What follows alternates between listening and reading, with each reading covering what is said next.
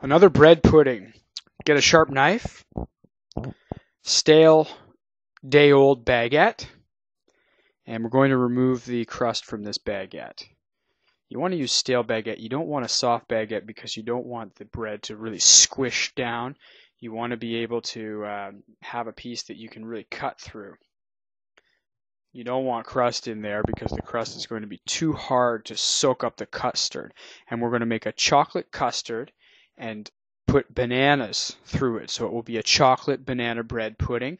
And we're going to make it in a non-stick frying pan, if you can believe it or not.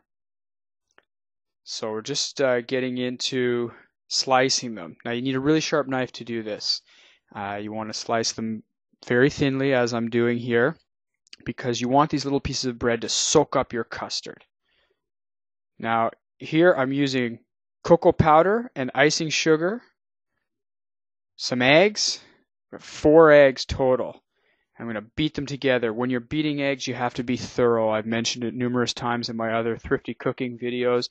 Whenever you're beating eggs, you have to really beat them intensely, because if you don't beat them through until they are one phase, meaning one mixture, not still white and yolk, then you're going to have bits of white cook up very differently than the rest of the mixture, and you don't want this. See how smooth it is? This is one phase. This is precisely what we want. What I mean by one phase is just one type of mixture, nothing floating in it, nothing different. Here's our bananas. We're going to cut them quite thinly because we're going to start by sauteing a layer of bananas in butter in our non-stick frying pan, and then we'll add in our bread mixture. I'm adding a little bit of cream. It's about 200 milliliters, just shy of a cup, and but all the details will be on the Thrifty Cooking Solutions blog.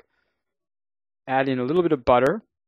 I have this on quite low temperature, probably 25–30% of full, but I have allowed it to get right up to that temperature before putting the butter in. I'm not putting in the butter and allowing it to get up to 25%, because then it's going to take too long, and you won't get this nice foamy, frothy butter that we have here, and that's what we want. That's where we get nice cooking action and also nice flavor. So I'm adding in the bananas now. They'll be browned a little bit.